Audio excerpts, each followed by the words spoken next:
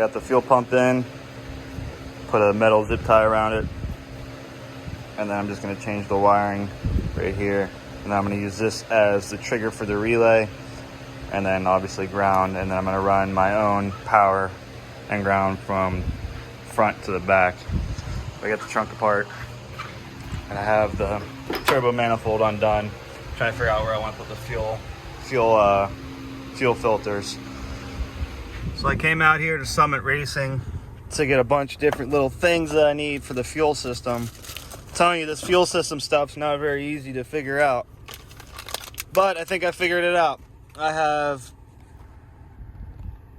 this is a 5/16 hard line to male 6AN, so I should be able to come off of the hard line, because I cut it off because of the factory, off the hard line into an AN fitting, into this filter, out of this filter to this 10 micron filter, out of this filter into the fuel pressure regulator.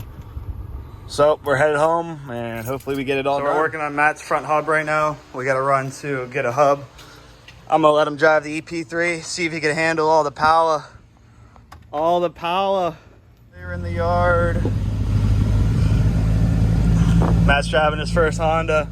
Figured we start him out with the worst Honda made, with the worst suspension in the world. I thought you said there wasn't any. Well, there is none. Then he could get into the real one later. Oh yeah. So I'm here with Matt. We are headed to Sheets real quick. We got some nice real oil this time for the dyno. We got a gas can in the back. You can see it right there. We're headed to Sheets to get some E85. My first E85. Get to see what it smells like. $229. It's cheaper. Yep. There it is. I don't know what the content is, but it says up to 83. So we're hoping it's 83. I mean, I have a sensor that will tell me. Matt's buying my fuel for me. Thank you so much. Gracias.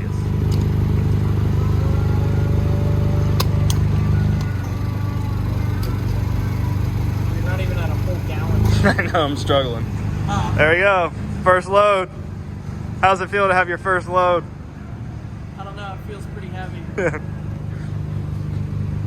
How's it feel, Matt? He had his nose in it smelling the corn, and I was pumping it, and all the fumes came out, and he fell over. Just called an ambulance. They'll be here soon. Does it smell different? No. I mean, Everybody says they can smell corn. It smells like corn. That's also kind of like people saying that. So cheap. So we got the dyno tune in the morning. I'm putting some Mobil 1 oil in it right now.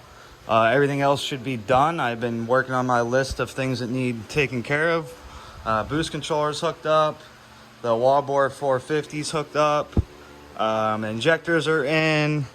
Everything's zip tied. I'm gonna make sure there's oil in it, obviously. I got a tank of E85 right here. And then there's just regular 93 in the actual gas tank. So we'll use that up and then throw the E85 in. I got to make sure I have extra parts. I have an extra map sensor.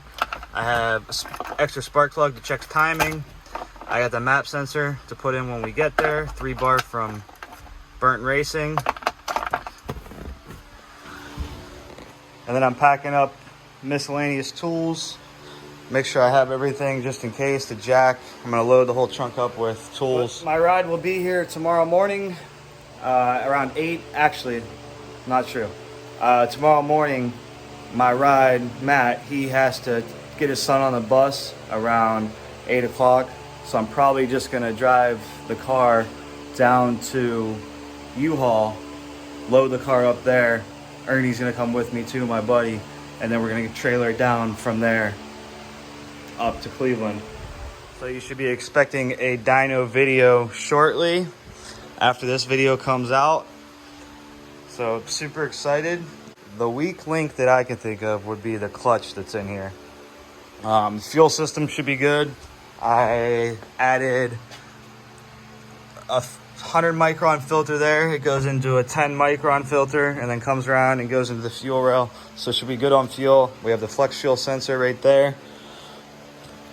Batteries down in the bumper. I think we're good to go. hasn't overheated. The only thing I still can't get to work is temp sensor. This is just sitting here right now because I was trying it out. But temp sensor and speedo. Besides that, the tach works, fuel gauge works, all that jazz. And I'm gonna have to leave the cover off for tomorrow because I'm gonna have to pull a spark plug to check timing. Make sure you like, comment, and subscribe so you can stay updated on this Acura CL first gen. It's gonna get crazy. This is only the beginning. I mean, this is version 2 or 3, but there's gonna be different versions of this setup. I got big plans for this thing. Thanks for watching.